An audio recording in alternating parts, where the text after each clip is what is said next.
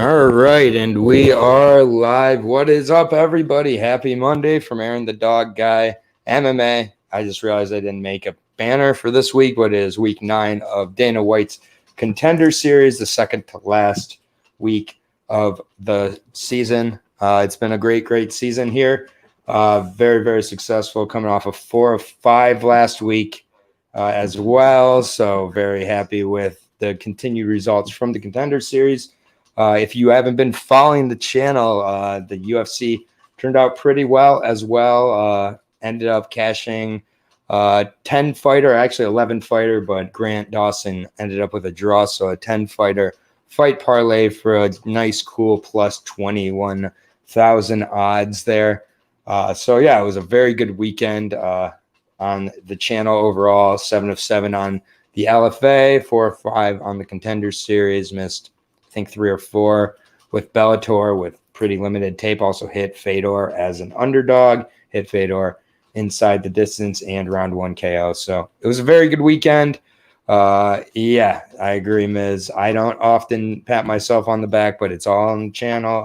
And I hope that I got several texts from people, more texts than I've ever gotten after an event, that hopefully I was able to help some people win some money, but we'll see if we can keep it going. So far today, it's been a Monday. I stepped in some dog shit barefoot. I forgot something 2.5 miles away. I had to retrace.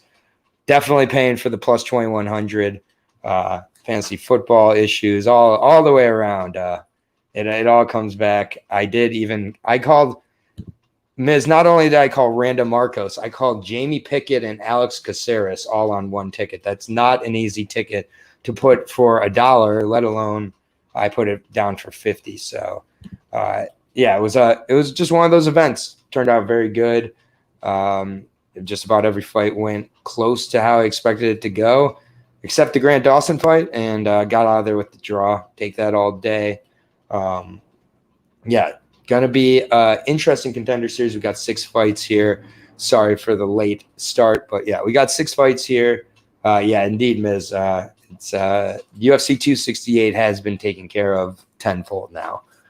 So very excited for that. 267 week here. We have the PFL Championship on Wednesday that they're doing nothing to advertise for, but I will have a breakdown tomorrow with Lucky Locks.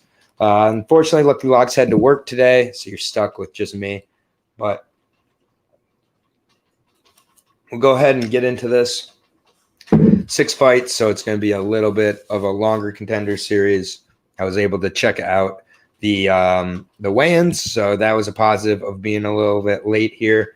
And yeah, so we will definitely go ahead and jump in here, see what we can get into and everything. But first fight, opening fight of the night is at featherweight. So really good fight here between Titan featherweight champion or former champion Olivier Murad and Zibin, the Chinese fighter. I'll do my best with pronunciation.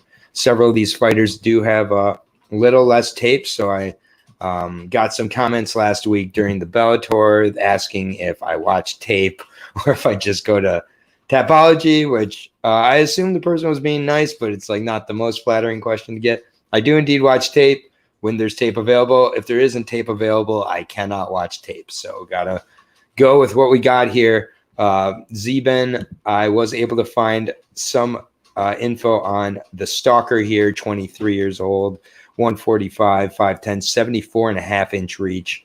Really good size there for the stalker. Well named, former bantamweight as well. Zeben. You can use the Chinese characters to find some of his videos if you Google them as well. Fought with WLF, so we really know from this organization. We don't know what we're getting, honestly. He hasn't fought since August of 2019 as well. It's been 2 years, so he hasn't fought since he was 21. 8-2, very impressive record for a 21-year-old. 7 straight wins. He has a wrestling style out of China. He trains out of a few gyms over there, K1 MMA, as well as Team Carvalho, Tianan. for jiu-jitsu. He's won his last 7, as I said, all of his fights as a pro taking place with one championship. Started out facing a 1-4 fighter they actually lost to. Got a split decision, lost a split decision. So the first 3 fights of his career, ended up moving on to unanimous before getting several choke finishes. All of his finishes have been by finish, all of his finishes have been by submission that are finishes. His last fight did come at lightweight against veteran Edward Kelly of the Philippines. Ended up going to a decision in that one. That was in August of this past year. But a 12-6 fighter, 5-1 opponent. He got Darce choke on prior to that. Seemed to really sell into Darce with his last 3 fights being by Darce. This bout was rescheduled from October 12th. And Olivier Murad, his opponent, the Warrior of God, 5-0, very, very confident 27-year-old Titan featherweight champion, 5'10", out of Queens, New York, fighting out of Freedom Fighters. Last fought in February, where he captured the Titan FC title over Muhammadjan Naimov, who is a former Contender Series fighter himself. Was pretty heavily favored going into that one. It was a really close fight. I had it personally. I had a 3-1 or 3-2 Naimov, but it was an arguable 2-2, 3-2 for Murad. He really did pour it on at the end. Good gas, good stand-up. Don't love what I see from the bottom at times. I feel he accepts his opponent's top position a little bit too much. Zinbin is very good, very known for his wrestler, large fighter as well. The face-offs, it was a significant frame and overall size advantage for Zinbin.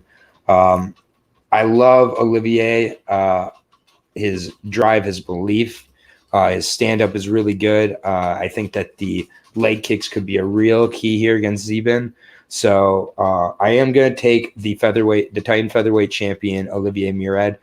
He's going to have to eliminate the distance a little bit, but I think for the most part, Olivier pretty comfortable at that at 5'8", at 145. He has to do that in quite a few of his fights. He's got to improve that takedown defense, though, or at least get up ability. If he accepts the spots on the bottom like he did against Naimov, Naimov won the 2nd and 3rd round. So in a 3-round fight, it was a 5-round fight, so Murad was able to, and maybe that's had to do with how he's fighting, but Murad would have lost a 3-round fight to Naimov that night. It would have been 1 first round for Murad, 2nd and 3rd for Naimov. Now it was a 5-round fight. Did that change the effect, the approach? I think it did a little bit. I think coming off a 5-round fight is huge. The rhythm of fighting, being 2+ years since Zeben last fought, definitely a little bit of a red flag. I like that all of his fights are with one championship. But, yeah, give me the featherweight Titan FC champion, Olivier Murad, who is now – the money has come in on Zeben. People like Zeben. Plus 200 on Olivier Murad. I like it. I like the dog to start out the night. You don't got to parlay it with anything, but in your more sure parlay, you can maybe throw in another one with this added to really have it skyrocket. But Olivier at plus 200. I like what I've seen out of Zeben, but he's still very young. We really don't know what we're seeing coming into this one. He looks to be in great condition. Both guys look to be in great condition. Olivier really believes in himself. It might be a little bit too soon, but I think Zeben, I think that we're in for a way better fight than these odds indicate. Plus 200, give me the underdog. And Olivier, Warrior of God, Murad, first fight of 6 to bring us to the next fight. This is at 155 pounds. First 2 fights of the night, I think, are 2 of my favorite fights, honestly. This one has Manuel Torres taking on Colton England. England, if you know me from this channel, you know I have several Fury FC breakdowns. Basically, when Fury decides to make their odds available, I break down their fights. Colton England, another champion, a 155 champ with a former 155 champ with Fury FC. Just overall, a very good Brazilian Jiu-Jitsu black belt who's really discovered his hands more in his career. 28 years old for the White Assassin, 9-3, 5'8", 68.5 reach out of Metro Fight Club. Yeah, I mean, very, very good fighter. kind of has gone away from the grappling a little bit as he's gotten more comfortable with his stand-up. 28 years old now, 3 straight wins. Last fought in July of this year. Really good fight with Alec Williams. Good wrestler, good overall fighter coming into that fight, 7-2.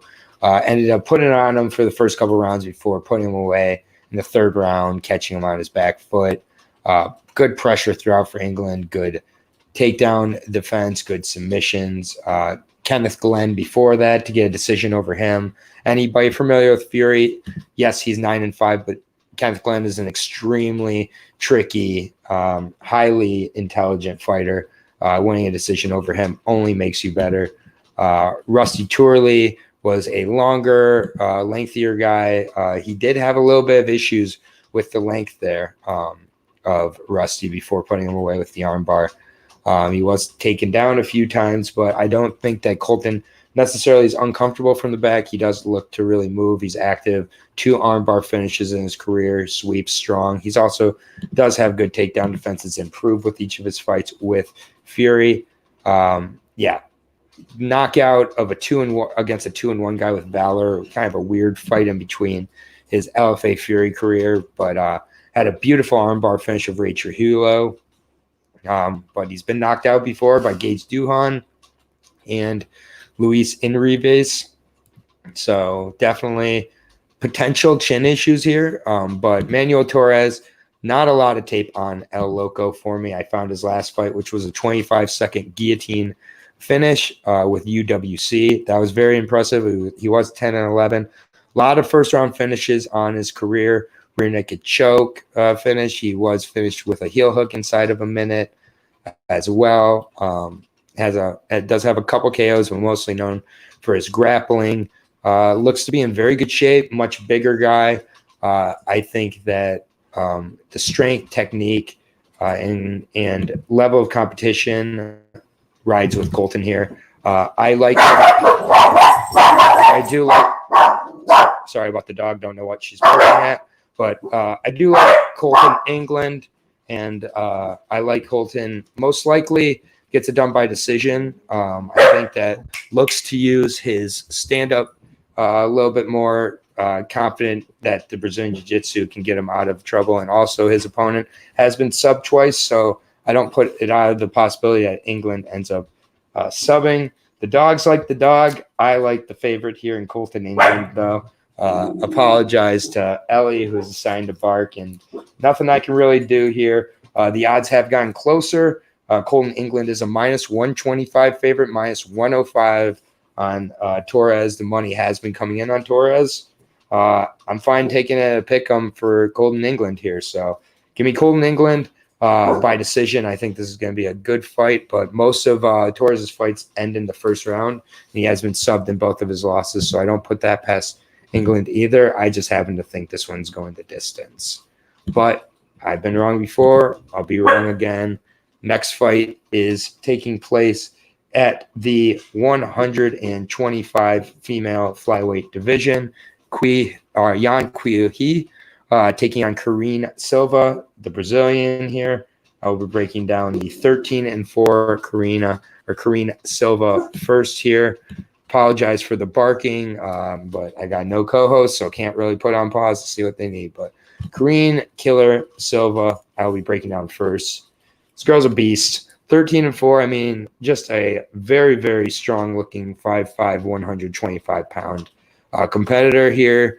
4 straight wins for the Gil Ribeiro team representative, Curitiba, Parana, Brazil. 4 straight wins. Last fought October 31st of 2020, so it'll be nearly a year by the time she steps back in there. 4 straight wins, 2 by punch finish, her last 2 by submission with SFT. Simone Da Silva was a pro boxer, but 8-1 as a MMA fighter. Went in there and finished her with a heel hook. Was actually getting heel hooked herself before switching the script, and then an armbar finish of a 12-7-2 fighter was her last fight. Was supposed to fight in October of this year with SFT. Just fell through. I think she got offered the Contender Series, and now she's been preparing for October. Has a loss by knee bar and a loss by decision. Simone Da Silva tried a knee bar. Seems she corrected that. Otherwise, A lot of elbow top finishes, finishes by submission. Has a fight with Marina Moroz back in 2014, UFC competitor. She did get armbarred in that fight. She's been finished by sub in 2 of her 4 losses, but she just looks to be very strong. Likes to use cage pressure, wrestling, top pressure for the most part. Uses her physical strength very effectively. Ability to go the 3 rounds, but I think also puts a pressure and has the strength to get the finish. Yan Kuihi, 11-3 fighter, a little bit smaller from a physical perspective, 5'3", 25 years old, 3 straight wins, last fought in January of this year. Another WLF product here. We just don't kind of know. She does have a fight with Elena Kalanudau, who just fought with Bellator, got a finish by submission. She was finished by KO in that fight. But she does have a win over Ling Na by armbar with WLF back in 2018. Ling Na had a tough fight with Carnelossi back in Jacksonville, but still a very good prospect, good win there at 11-3. Her last 3 are 0-4, 0-0, and a 9-4 opponent. Went to a decision with Ji Mao. She has fought Ji Mao twice as well. So, yeah, it's tough to say here. I think that it's the physical size and the strength that give me the most kind of ease with Kareen Silva here. She really kind of has a consistent game plan she goes about. I think that she's just going to be too big, too much for the Chinese fighter here. Kareen Silva minus 250. Appreciate it, Lewis, going solo today. Short notice. But, dogs say hi to you, Lewis.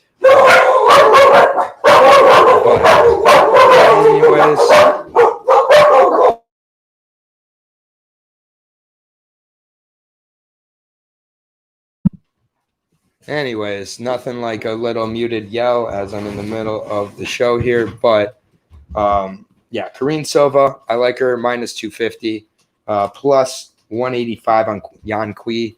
One of the bigger favorites, but, yeah, I think that she's definitely a parlayable piece. I really just think that similar to La Ning or Ning La against Carnelossi, we're going to see a strength advantage for the Brazilian here in Kareen Silva.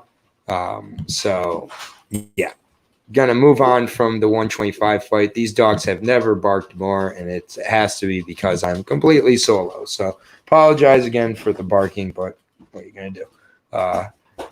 Next fight here is at 139. It says. I think they weighed in at 146. I'm pretty sure though. Javid Basarat taking on Auron Colin. By far the weirdest fight on the card tonight. Auron Colin is from Brazil, 16-0, and yeah, it says he's 36 and 11 months. I found tape showing him to be 40 years old. So a little bit of a question on how old he is. According to Tapology, it says 1984. I was watching fight tape that said he was 40 years old, fighting on Colin MMA as well as Drysdale Jiu-Jitsu here in the States. 16-0. Hasn't fought since May of 2019. His MMA debut in 2005 with MMA in the South. It's really strange, though, because he made his MMA debut in 2005, had 4 fights, went 4-0, then became an amateur with Tough Enough, where he went 1-1, lost to Jimmy Spitzkaza, who was a notable regional guy. Then he was back to being a pro, rear naked choke, anaconda, armbar, flying triangle. Not a lot of tape on these fights, and these fights are against 0-0, 2-0 guys, 2-1, 4-0, 16-7 in there, or 14-9, 6-2. He's finished either strikes or chokes in all of his fights. He's definitely a finisher. He's never been to a decision. He not a lot of tape though. So I'm going on paper. The paper resume looks pretty good. Javid Basarat, the Snow Leopard, has plenty of tape on him. 10-0 This guy looks like he's the real deal, honestly. 11 straight wins going back to amateur. Hasn't fought since December of 2020, but he's been on the UFC's radar for nearly a year now. 26 years old, 5'9", 65-inch reach, however. So very short reach, especially for the featherweight division, which I believe this fight, is at 139, and Jazarat weighed in at 136. Is a catchweight 139. Jazarat weighed in at 136. His last fight was at bantamweight against an 11-1 Alexander Besakaviani. He looked very good in that fight. Really, he's very light on his feet, good karate style. And yeah, exactly. I appreciate it, Lewis. The record says both these guys are world leaders, but yeah, only Javid has fought legit competition. That is truly the difference. The 11-1 win, the darts choke, very impressive, good size fighter there. Ukraine, I believe Alexander was. And then, a 5-0 Wissam Mamaka got the KO. Really looks to have good, solid jiu-jitsu, good light on his feet, movement in and out. I think the speed is going to kill here against Auron. Auron just hasn't faced a crazy level of competition through his career. He's training at his own gym. Been out for a few years. He's a finisher. A lot of strong finishes you see, though. 40 seconds, 50 seconds, a minute, maybe 2 minutes. I just think that, again, I don't see – guys, seriously.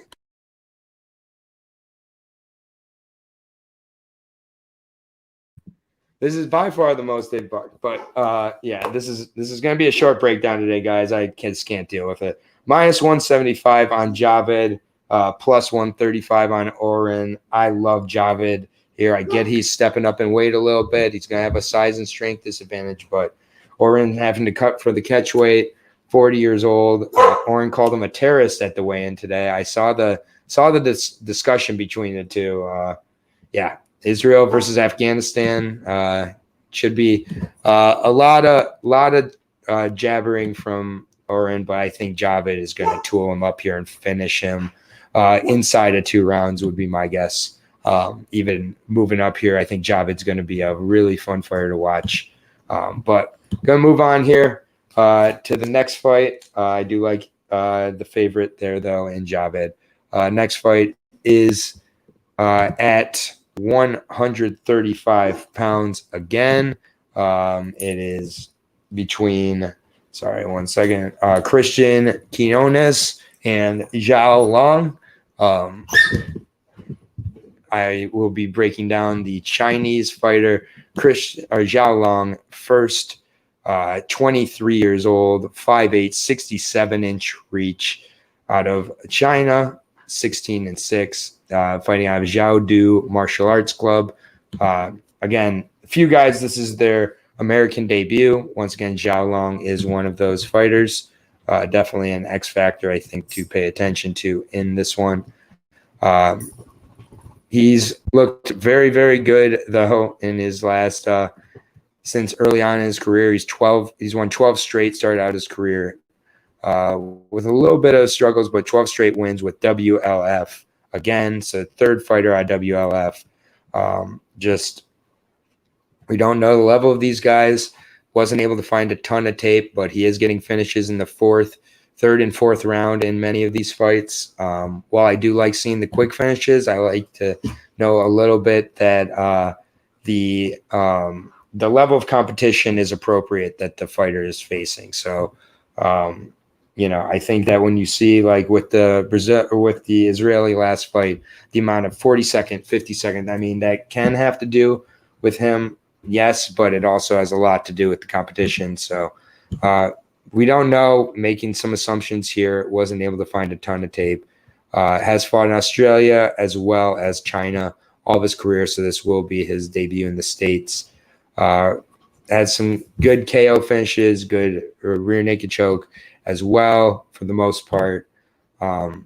It's just hard to tell, though, because I don't have a lot of tape to go on with him.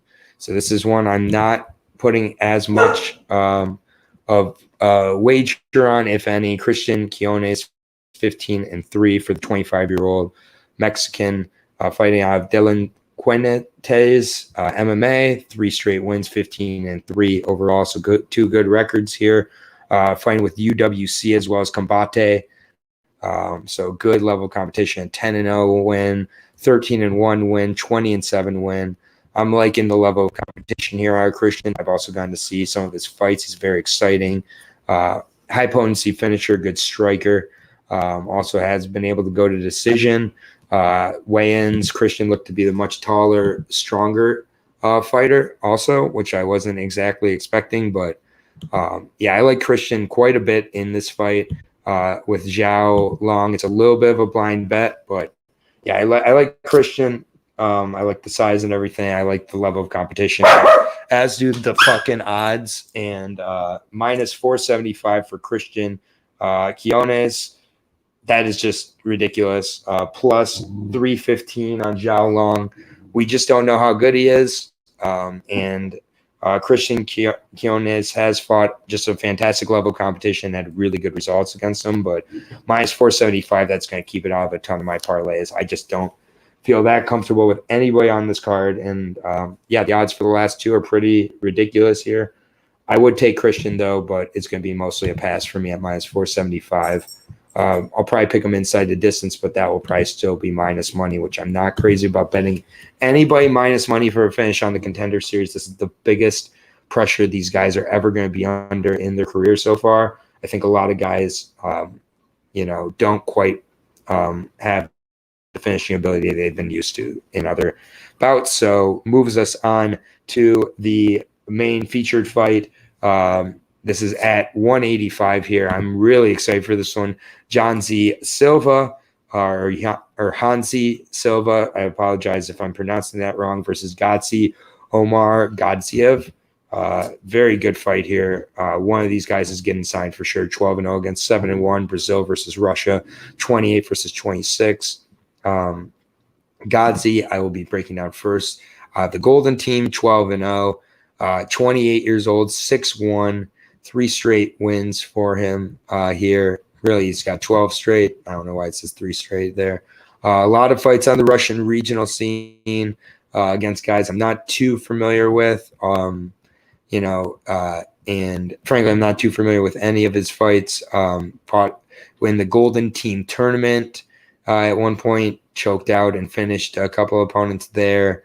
Faced a decent level of opponents. Vladimir Vasiliev, a very good Russian fighter, beat him by decision. He's gone on to get a win since facing him and alternated wins and losses, but good win there for sure.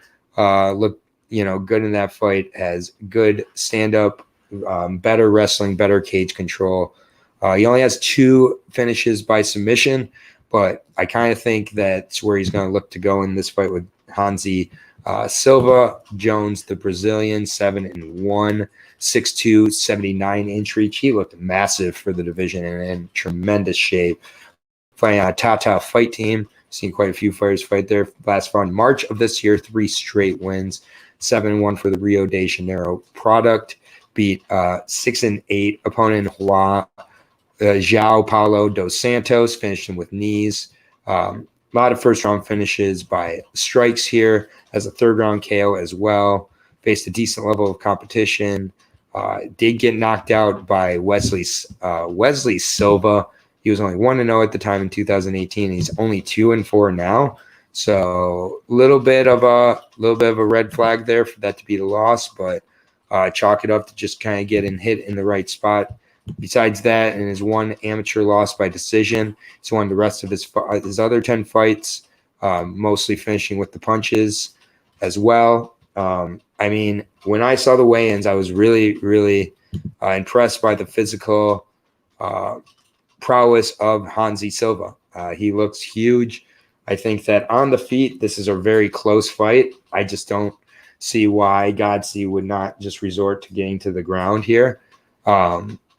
But I think it's going to be a close fight, especially if Hanzi can keep this on the feet. On the feet, the range, distance, and power is all in Silva's advantage. Silva can really knock out anybody, but I think it's going to be a decision for Godse, honestly.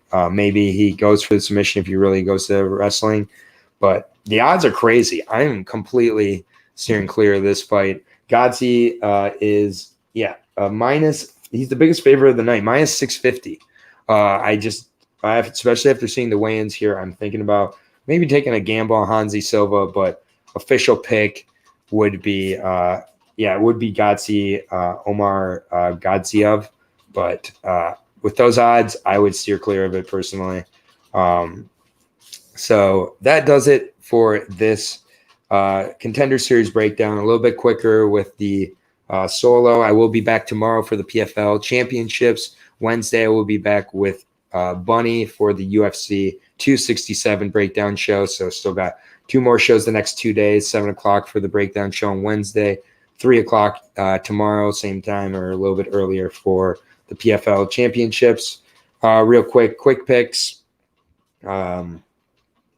Starting with Oliev Mirad. I got him as the underdog, plus 200. I like the price. I think it's a very close fight. And then I've got I got Colton England minus 125. Good price straight up. Also, I think parlayable. Then I've got Kareen Silva, one of my more confident picks on the card. Their favorite. I've got Javid Bassarat over the 40-year-old or 36, 37-year-old Auron Colin.